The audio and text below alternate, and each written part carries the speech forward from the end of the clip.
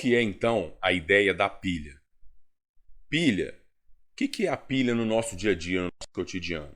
A pilha é um dispositivo que a gente utiliza para poder gerar corrente elétrica para a gente. E aí, vamos pensar, qual que é o conceito de oxirredução? Oxirredução é toda reação na qual eu tenho uma transferência de elétrons, né?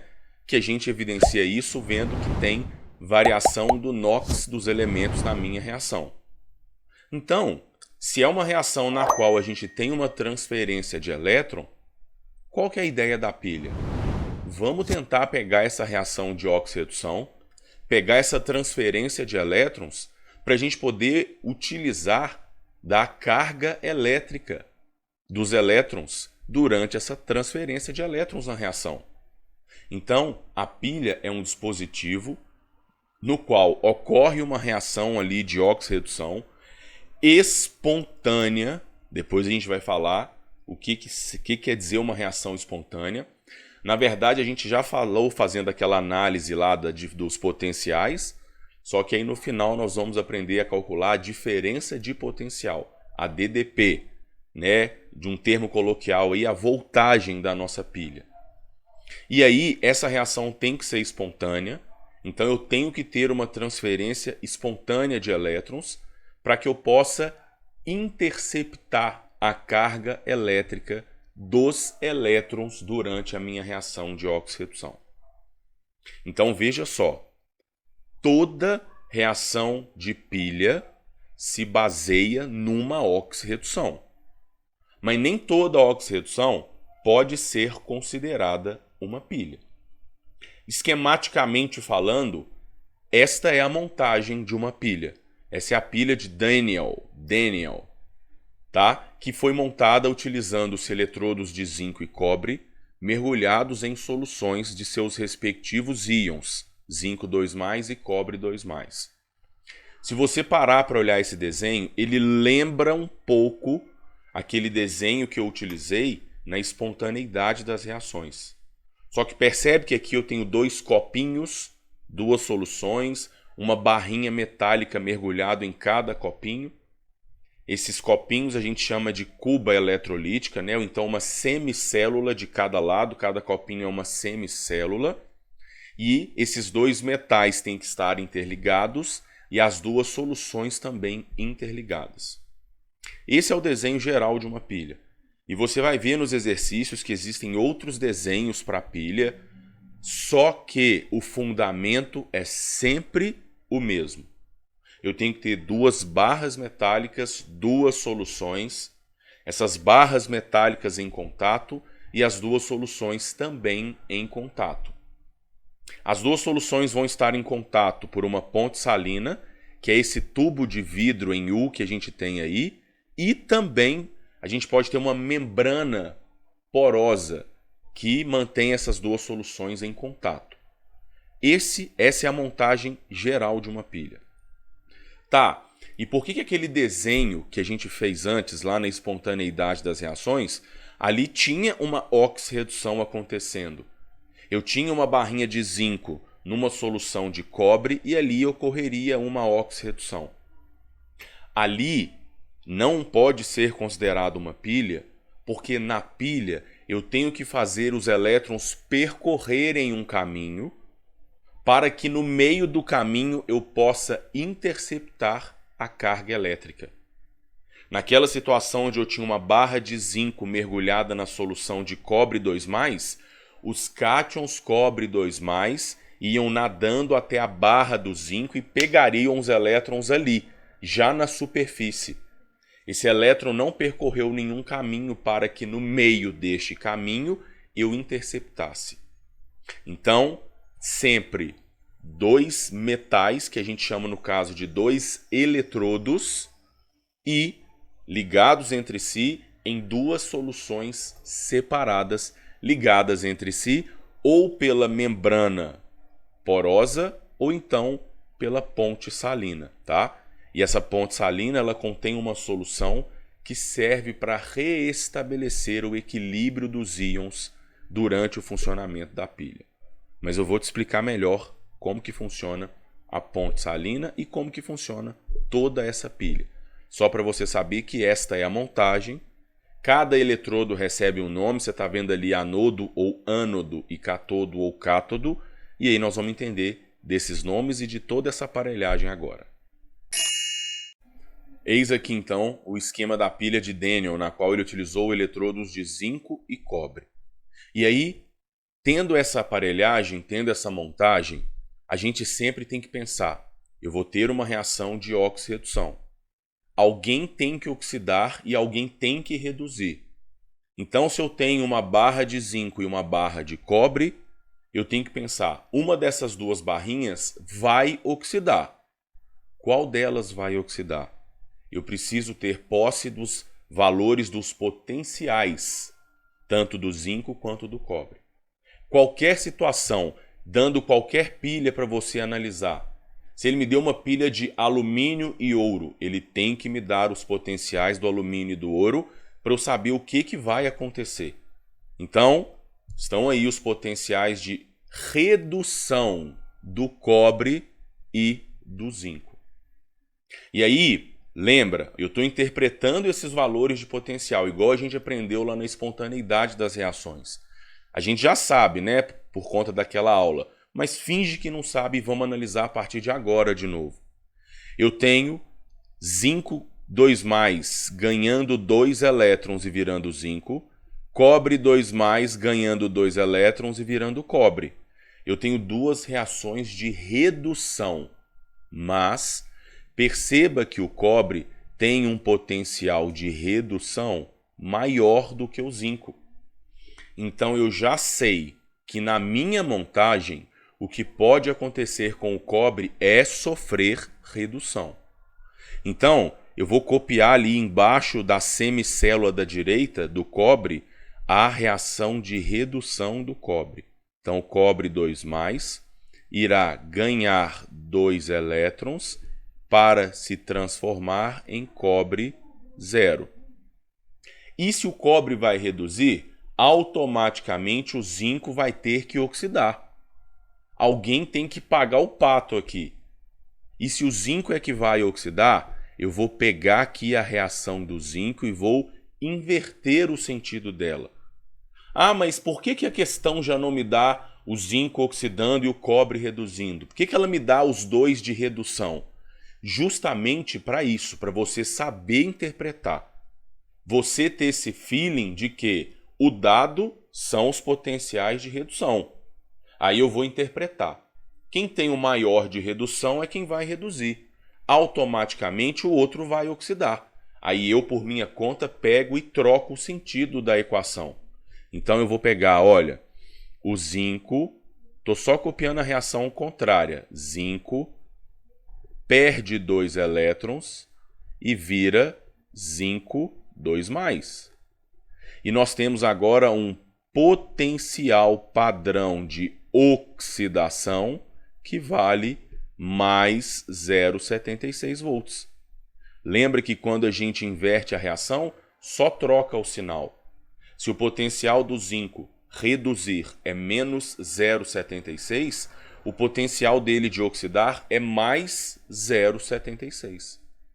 Da mesma forma, o do cobre de oxidar é menos 0,34. Então eu sei que aqui o zinco vai oxidar e o cobre reduzir. Então eu vou só pegar a equação do zinco e vou copiá-la aqui. A equação que a gente viu que vai acontecer, que é o zinco oxidando. Então, zinco perde 2 elétrons e vira zinco 2+. Pronto. A gente tem o desenho, já interpretou os potenciais e sabe as reações que vão acontecer. Então agora eu sei narrar tudo o que vai acontecer no funcionamento dessa pilha. Olha, no copinho da esquerda, na semicélula da esquerda, o zinco vai oxidar, ele está sendo consumido, ele é o reagente, e o zinco está na barrinha. Essa barrinha de zinco, então, olha, sofre uma corrosão, porque o zinco está sendo consumido, produz zinco 2+, que está na solução, então esse zinco ele é lançado mais na solução e eu aumento a concentração desse cátion zinco e produzo também 2 elétrons. Para onde vão esses elétrons? Ninguém perde elétron para o vento e ninguém ganha elétron do vento. O zinco só vai oxidar aqui no eletrodo da esquerda, porque lá do lado direito tem o cátion cobre 2+, que está em contato com o zinco. Como? Cobre 2+ está encostado na barrinha de cobre, que por esse fio está encostado lá na barra de zinco do outro lado. Então o zinco, ao oxidar, manda os 2 elétrons lá para o outro lado. Aqui no meio do caminho nós temos uma resistência para poder roubar a carga elétrica. Por exemplo, uma lâmpada, um dispositivo eletrônico, um celular, né? Uma bateria para poder o celular utilizar essa carga. E aí os elétrons seguem o seu caminho até o eletrodo da direita. Para que a reação da direita ocorra, nós precisamos de cobre 2+, que eu já tenho aqui no meu desenho, na minha situação, e também de 2 elétrons, que a gente não tinha, mas acabaram de chegar lá do eletrodo de zinco. Então essa barrinha de cobre ela fica toda carregada negativamente. Os cátions cobre 2+ vêm nadando até a barrinha, pegam esses elétrons e se transformam em cobre 0 metálico. Se a barrinha da esquerda, o zinco, sofre uma corrosão e essa barrinha diminui de tamanho, na barrinha da direita eu vou produzir cobre sólido. Por isso essa barrinha da direita ela aumenta de tamanho, porque a gente começa a ter uma deposição de cobre metálico em volta dela. Tá aí. Isso é uma pilha, é assim que ela funciona. Eu tenho que ter de posse sempre o desenho e tenho que ter também as possíveis reações que vão acontecer. Interpretando os valores ali de potencial, eu sei interpretar tudo que vai acontecer na minha pilha. E perceba, para você entender aqui o funcionamento da pilha e a função da ponte salina.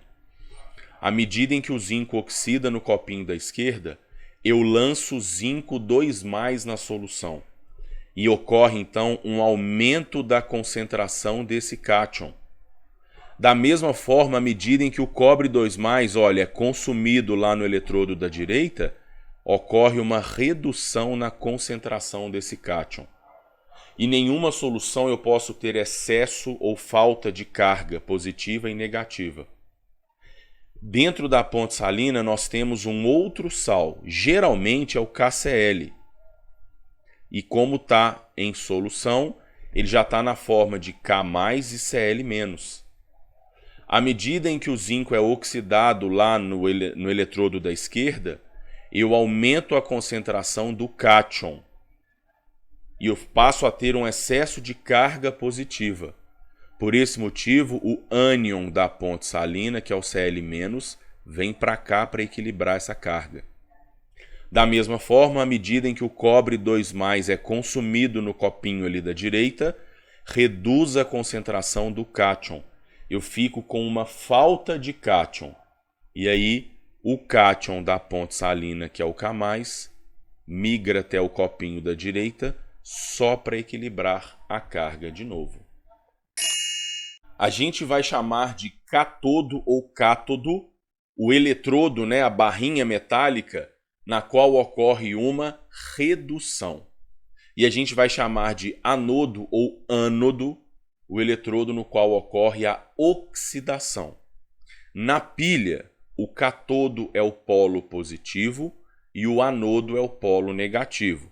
Vou te dar um macetinho aqui para guardar esses nomes. Por isso que na nossa pilha de zinco-cobre, por exemplo, como o zinco estava oxidando e mandando elétrons lá para o cobre 2+ do outro lado, que ia reduzir, por isso que aqui é o anodo. Anodo é onde ocorre a oxidação. E lá é o catodo, no cobre, porque é onde ocorre a redução. E aí, Dica para você guardar.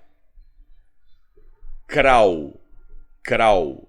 Cátodo é onde ocorre a redução, anodo é onde ocorre a oxidação.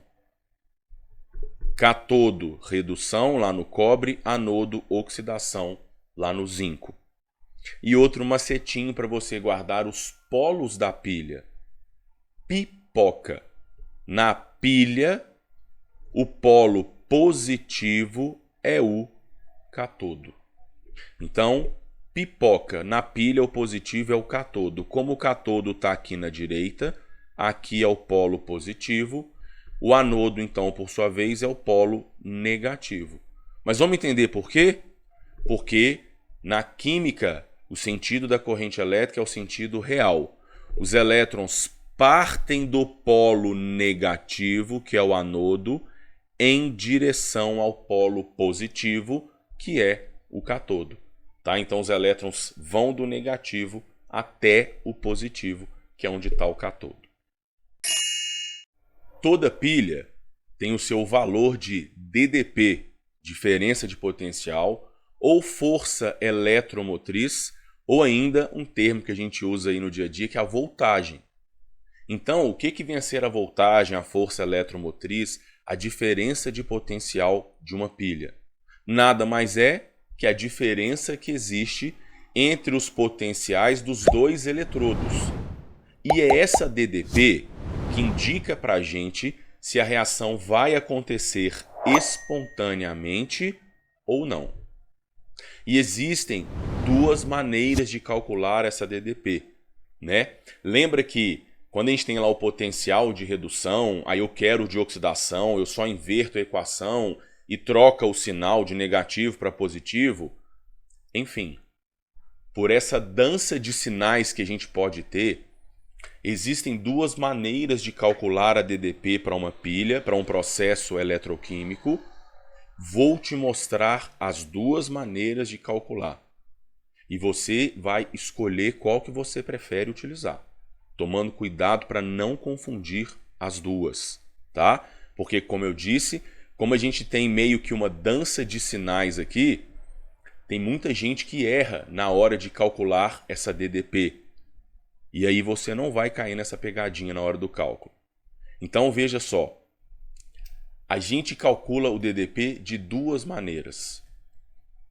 Ou eu posso pegar o potencial de redução da espécie que tem o maior potencial, e aí eu vou subtrair dele o potencial de redução da espécie que tem o menor potencial de redução. Vou trabalhar apenas com os potenciais de redução das duas espécies. Segunda maneira de calcular essa diferença de potencial. A gente pode simplesmente somar, mas dá na mesma a conta. Você vai ver que o resultado tem que dar na mesma. A gente pode somar o potencial de redução da espécie que vai reduzir no processo com o potencial de oxidação da espécie que vai oxidar durante o meu processo.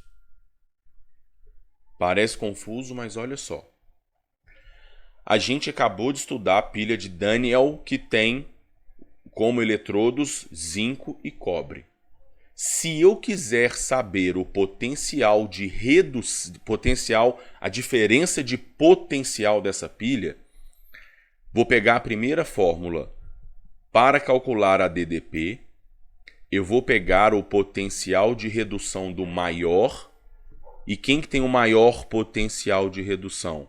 É o cobre, 0,34 menos o potencial de redução do menor. Olha, aqui também está o de redução do menor, que é o zinco. Então, é menos 0,76.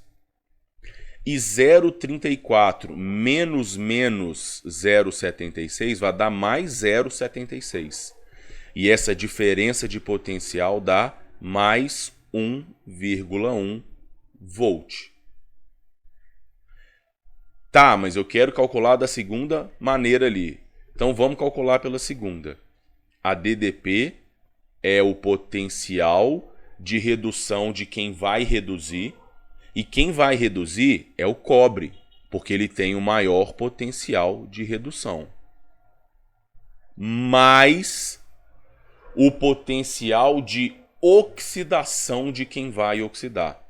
E quem vai oxidar é o zinco, porque ele tem o menor de redução. Então, o potencial de redução do zinco é menos 0,76. Mas qual que é o potencial de oxidação do zinco? É mais 0,76. Então eu vou somar com o de oxidação do zinco, que é mais 0,76. E isso também dá mais 1,1 volt. E tinha que dar o mesmo valor.